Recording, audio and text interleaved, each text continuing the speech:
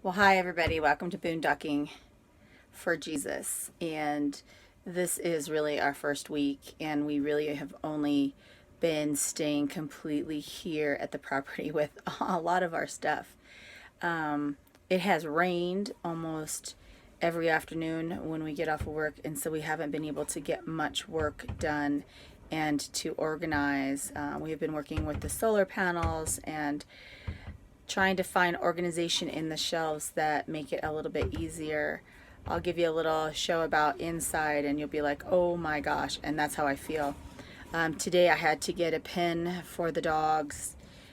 We have coyotes out here, and so I got a 10 by 10 Chin Lake pen, and we'll cover it so they have shade and so they don't have to be in the camper during the day. And to get them some straw and hay to lay on. We'll clear that land a little bit for them, and so hopefully it'll keep them cool and give them water and in their pens. So that's one thing. We found a generator that was dual operated at Sam's Club. So dual fuel is a big deal because then you can use gas that you use in your car, gas, or you can use propane. For those of you who don't know what dual fuel is, I was just shopping at Sam's getting laundry detergent and stuff for our business, and I went down a long aisle and there was a whole bunch of camping gear, and I was like, I had never seen that in Sam's, and praise God it was there because we bought a generator that was just gas fueled, and it had what we needed. It was on the lower side. It would be okay to work, but dual fuel is definitely a better way to go because you can put a gas tank to it, and it would probably last a little bit longer, and it's easier to carry in your rig when you travel than gasoline. So, but we couldn't find a dual fueled generator that wasn't around $600 or up to $1,200 to run our rig, and we were just kind of concerned if that's what we really wanted to spend our money on, and we just use the solar panels for the basic energy and just use a gas stove. But without that energy to charge our phones, we still want to be connected.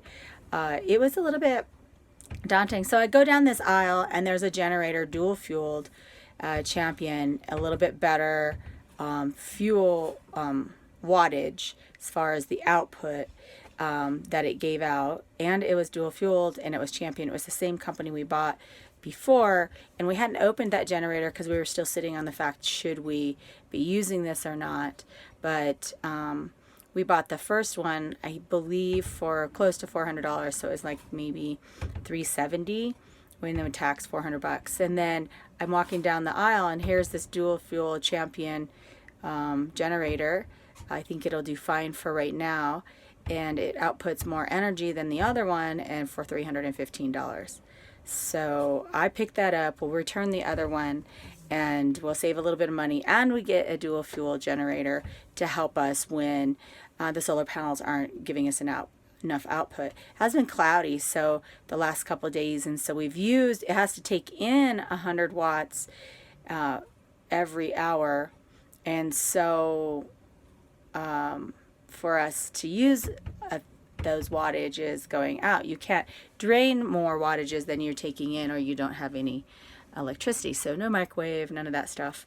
I did find that my beloved Instapot draws 1,000 watts, and 1,000 watts an hour will drain us in about an hour and a half to 2 hours. So I have to be really careful if I want to use that. So I think I'll just take that into work and do the things I need to, or just not use it at all.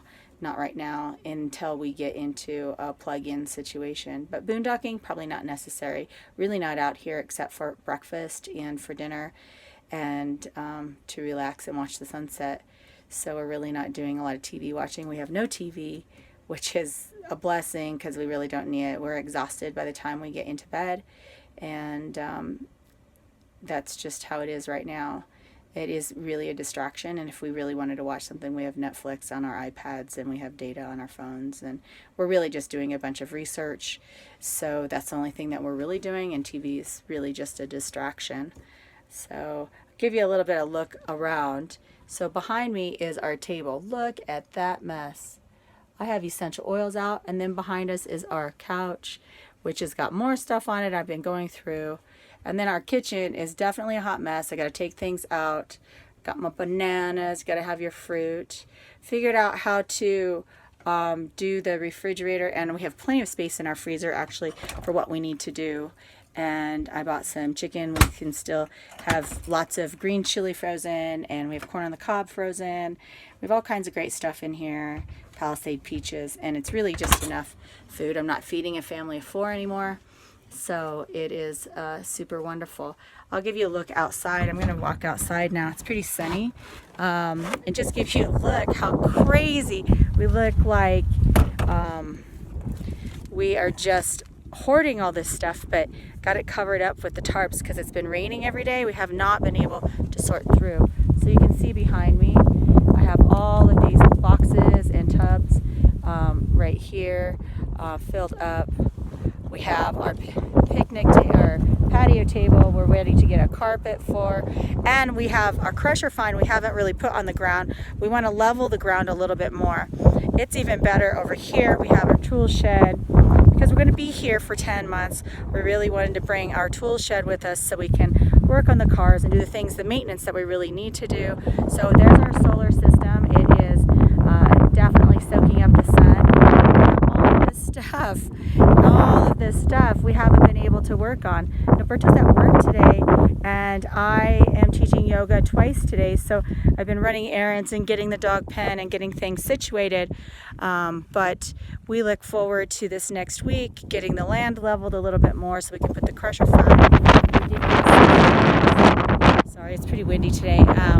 6 tubs, 6-gallon tubs, is that what you say it? Of water.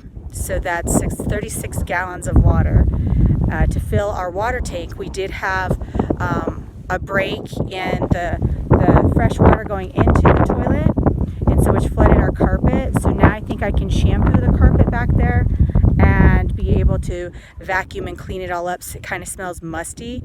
And we look forward to taking a hot shower. Figured out a hot water heater. It was switched on to electricity and not gas, so it was pulling a lot of wattage out of our solar system, so we were losing a lot of energy.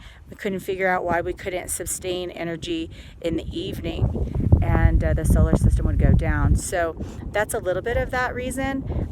We need to do most of the morning cooking for the day, well, cooking in the day when the sun is hot and out, and so we can refill those batteries. Anyway, so that's a little update, a little crazy with all of this and everything going on. So I wish you all have a great day. Please leave a comment, ask some questions, and hopefully get the dog pen put up here in the next week. Hopefully by tonight we'll be out here putting the dog pen up and getting things sorted. So I do have my plant, and she is doing great out here, so I have a little bit of joy in some greenery, and I hope that you just keep praying for us, and we're trying to figure this out before we get to Colorado. Better here in New Mexico than in the snow in the fall.